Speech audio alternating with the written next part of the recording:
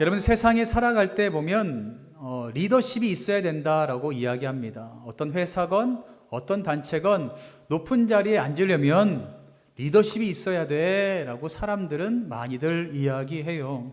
그래서 리더십 할 때 가장 많이 나오는 것이 뭐냐면 우선순위를 잘 정하는 사람이 리더십이 있는 사람이다라고 이야기합니다. 그러면서 무슨 이야기를 하냐면 파레토의 원리라는 것을 이야기합니다. 파레토의 원리가 무엇이냐면 20대 80이라는 원리를 갖고 있는데요. 이것이 무엇을 뜻하냐면 내가 가지고 있는 소유한 시간과 에너지, 돈과 사람들을 가장 우선적으로 해야 할 20% 일에 투자하게 된다면 내가 중요하게 여겼던 사람들 그리고 에너지, 돈과 이런 것들 우선적으로 20% 그것에 투자를 한다면 80%의 성과가 따라오게 된다라는 법칙입니다. 내가 20%를 중요하게 여겼던 우선순위를 가지고 최선을 다한다면 나머지 80%는 자연스럽게 따라온다라고 세상에서는 이야기를 합니다. 이것을 신앙생활에도 동일하게 적용할 수 있을 것 같은데요. 우리가 영혼의 우선순위, 신앙의 우선순위에서 가장 중요하게 여겨야 될 것이 무엇일까요? 다른 것이 아니라 하나님과의 관계가 되지 않겠습니까? 우리가 하나님과의 관계를 20%로 여기면서 그 20%를 우리 신앙에서 중요한 우선순위로 투자하게 된다면 우리 주님께서는 우리의 삶 가운데 자연스럽게 80%의 은혜를 더하여 주신다라는 것을 여러분들 믿으시기를 바랍니다. 이것이 바로 우리가 그렇게 따르려고 하는 신앙의 우선순위입니다.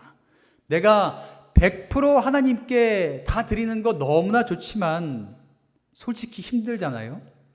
그래서 신앙 가운데 우리 주님께서는 말씀하시기를 신앙에서 우선순위로 20%만 잘해도 된다라고 말씀하시는데 그 20%가 하나님과의 관계에서 20%만 우리가 잘하게 된다면 하나님께서는 그것을 보시고 나머지 80%를 우리에게 축복으로 보너스 같이 주신다라는 것입니다.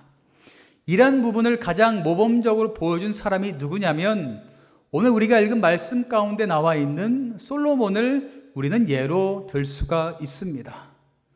솔로몬이요, 하나님과의 그 신앙의 우선순위에서 20%를 중요하게 여겼던 것이 있는데 그것이 무엇이었냐면 솔로몬은 하나님과의 관계에서 기도하는 것을 누구보다 중요시 여겼던 사람이었다라는 것입니다.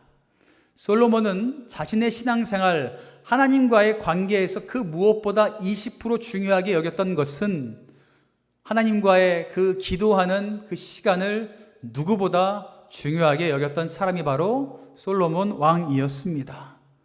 열왕기상 3장 3절에 보면 솔로몬이 여호와를 사랑했고 그리고 그의 아버지 다윗의 법도를 행하였으나 산당에서 제사하며 분향하더라라고 말하고 있습니다. 솔로몬은 누구보다 하나님을 사랑했던 사람이었습니다.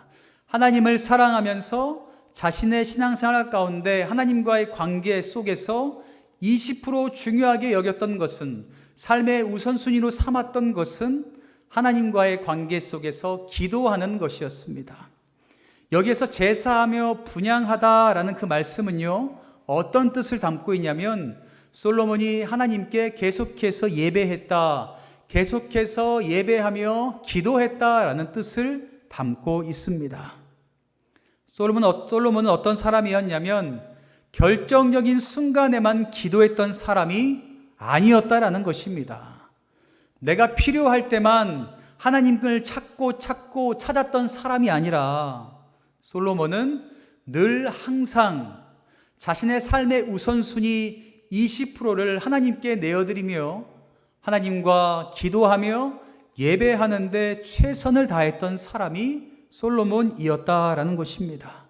다시 말해서 쉬지 않고 기도했던 사람이다라고 우리는 이야기할 수 있습니다. 솔로몬이 하나님께 매일 기도했던 장소 우리는 기브온이라고 잘 알고 있습니다. 기브온이 어디였냐면 예루살렘에서 10km 정도 떨어진 곳이었거든요. 그곳에서 솔로몬이 그 유명한, 우리도 자주 하는 뭘 했던 사람이었어요? 1000번째 예물을 드렸던, 1000번째 기도와 예배를 드렸던 왕이 바로 솔로몬이었습니다. 여러분, 1000번이라 하면 3년이 넘는 시간이거든요. 솔로몬은 3년이 넘는 그 시간 동안 10km 넘는 그곳을 걸어 다니면서 쉬지 않고 하나님께 예배했고 쉬지 않고 하나님께 기도했던 그 사람, 기도를 쉬지 않았던 사람이라는 것을 우리는 분명히 알 수가 있습니다. 그러면 이렇게 솔로몬이 하나님께 기도할 때에 어떤 모습을 가지고 기도했을까요? 어떤 모습을 가지고 기도했기에 하나님은 솔로몬을 보시고 80%에 넘는 그 축복을 허락하여 주셨을까요? 7절에 나와 있는데요. 7절에 솔로몬은 이런 마음을 가지고 하나님께 기도를 했다고 해요. 솔로몬이 이르되 주의 종 내 아버지 다윗의 성실과 공의와 정직한 마음으로 주와 함께 주 앞에서 행함으로 주께서 그에게 큰 은혜를 베푸셨고 주께서 또 그를 위하여 이 큰 은혜를 항상 주사 오늘과 같이 그의 자리에 앉을 아들을 그에게 주셨나이다 라고 말하고 있습니다. 그리고 더 나아가 7절 제가 잘못 읽었는데요. 7절에 뭐라고 써 있냐면 나의 하나님 여호와여 주께서 종으로 종의 아버지 다윗을 대신하여 왕이 되게 하셨사오나 종은 작은 아이라 출입할 줄 알지 못하고 라고 이야기합니다. 솔로몬이 7절에서 말하고 있는 것이 무엇이냐면 자신은 작은 종이었다라고 말합니다. 자신의 아버지 다윗의 공로를 인정하면서 나는 너무나 부족한 사람이었습니다. 나는 연약합니다. 그러니 하나님의 도우심이 필요합니다. 라고 기도하는 모습을 보이고 있습니다. 하나님께 나아가서 기도해요. 하나님, 나는 부족합니다. 나는 연약합니다. 그래서 나의 아버지였던 다윗과 함께 했던 그 하나님을 나도 구합니다. 하나님의 도우심이 없으면 나는 안 됩니다. 라는 그 연약함과 간절함을 가지고 그 기도를 했다라는 것입니다. 다시 말해서 솔로몬은 자신의 욕망이나 자신의 소원을 위해서 이기적인 기도를 하지 않았다라는 것입니다. 더 나아가 9절 말씀에 보면 누가 주의 이 많은 백성을 재판할 수 있사오리이까 듣는 마음을 종에게 주사 주의 백성을 재판하여 선악을 분별하게 하옵소서라고 기도했습니다. 누구를 위해서 기도했어요? 내가 아니라 나의 높음을 위해서, 나의 성공을 위해서 기도했던 것이 아니라 하나님, 나에게 맡겨주신 주의 백성을 위해서, 하나님의 백성을 위해서 내가 기도합니다. 그 백성을 내가 잘 다스리기를 원하오니 나에게 듣는 마음을 허락해 주시옵소서라고 솔로몬은 간절히 기도했습니다. 내가 아니라 다른 사람들을 위해서, 또한 나에게 맡겨주신 그 백성들을 위해서 솔로몬은 기도했다라는 것입니다.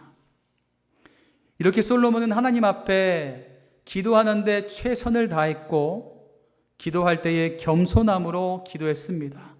또한 자신의 부족함과 연약함을 누구보다 인정했고요. 더 나아가 자신을 위한 것이 아닌 주님의 백성을 위한 기도를 누구보다 열심히 했던 사람, 그 사람이 바로 솔로몬이었습니다.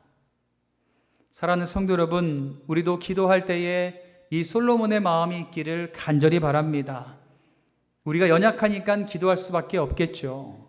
내가 뛰어나고 내가 잘하면 무엇하러 기도하겠습니까?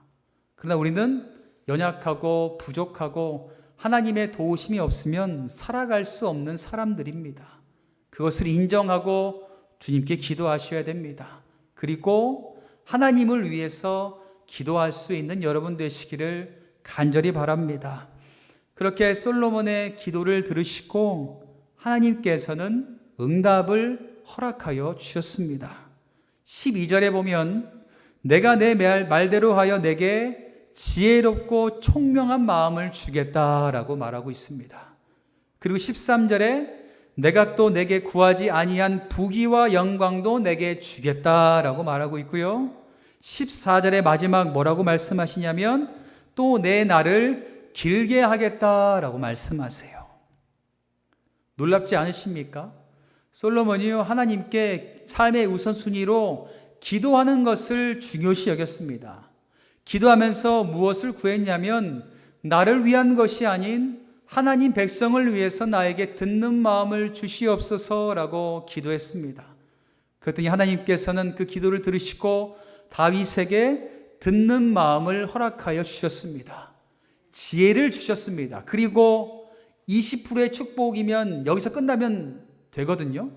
근데 제가 말씀드렸듯이 뭐라고 말씀드렸어요? 80%의 복을 더 주신다라고 말씀하셨거든요. 그래서 하나님께서는 20%였던 듣는 마음뿐만 아니라 80%를 더 주세요. 뭐 주십니까? 부귀와 영광을 주십니다. 그리고 더 나아가 장수의 복까지 허락하여 주셨습니다. 할렐루야. 우리 주님께서는 이런 분이세요. 우리가 하나님 앞에 신앙의 우선순위를 올바로 세우고 하나님의 뜻 가운데 하나님 말씀대로 겸손함으로 하나님을 위하여 구한다면 하나님께서는 그것을 들으시고 응답하여 주십니다. 그 구하는 것만 응답하여 주시는 것이 아니라 우리 주님께서는 30배, 60배, 100배의 놀라운 풍성한 열매로 더하여 주신다라는 것을 여러분들 믿으시기를 바랍니다. 솔로몬이 그렇게 중요시 여겼던 자신의 삶의 우선순위는 자기를 위한 것이 아니었습니다. 단지 지혜로운 사람 그 하나만 되기를 원했어요. 누구를 위해서요? 하나님의 백성들을 위해서. 내가 지혜롭지 못하면 하나님의 백성을 올바로 인도할 수 없으니 내가 하나님의 백성을 위해서 지혜로운 자, 듣는 마음을 가진 자가 되길 원합니다 라고 구하는 것밖에 없었습니다. 12절에 솔로몬이 하나님께 지혜를 구했다라고 말하고 있는데요, 지혜로운 마음을 원어로 이야기하면 렙세마라고 이야기할 수도 있습니다. 다시 말해서 하나님의 말씀을 들을 수 있는 마음, 그리고 하나님을 경외하는 마음을 듣는 마음, 그리고 지혜다라고 이야기합니다. 우리는 날마다 구하죠. 하나님 나에게 지혜를 주세요. 지혜를 주세요. 근데 이 지혜는 세상과는 다릅니다. 성경에서 말하는 지혜는요, 듣는 마음이에요. 누구의 마음을요? 하나님의 마음을 듣는 겁니다. 그것이 하나님께서 우리에게 주시는 지혜다라는 것을 기억하시고 우리 주님께서 주시는 듣는 마음이 여러분들에게 충만하게 넘치시기를 간절히 바랍니다. 그렇게 솔로몬이 구할 때에 주님께서는 응답을 주셨는데 응답을 주신 이유가 있겠죠. 하나님께서 솔로몬의 기도를 들으시고 응답을 주신 이유가 있어요. 20%뿐만 아니라 100%까지 축복을 주신 이유가 있습니다. 그 이유는 10절 말씀에 나와 있는데요.